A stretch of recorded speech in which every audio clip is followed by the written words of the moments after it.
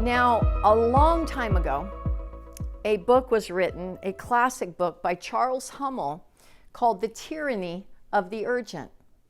And you may recognize that Stephen Covey picked up on that. That book moved him, and he released The 7 Habits of Highly Effective People that use that similar vocabulary. And so Charles Hummel says, your greatest danger is letting the urgent things crowd out the important. So although we often complain about not having enough time, the real issue is not time.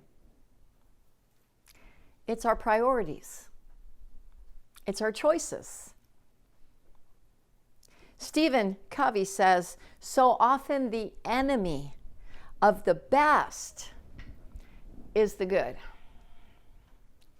Another book title, Good is the Enemy of Great. So are we choosing things that are good things? Lots of good things you can do with your time. Lots of good things. They're good things. But are they great things? Even more, are they God things?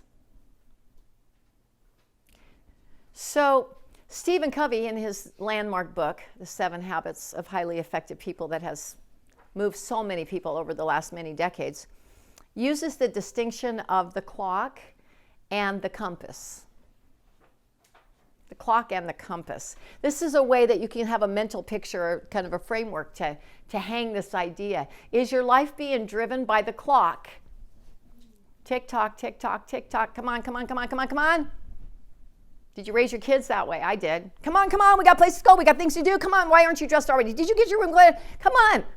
Don't you know we got to get to school? And then after that, no wonder we're raising this kind of generation, right?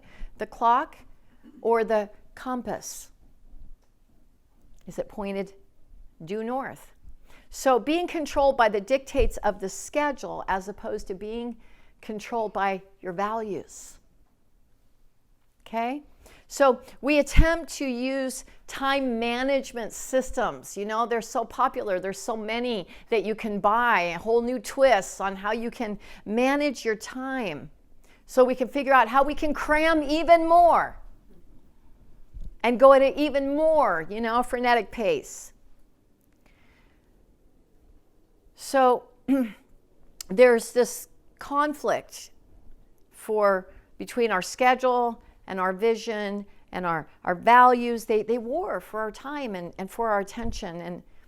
And in the process, we may miss very precious opportunities.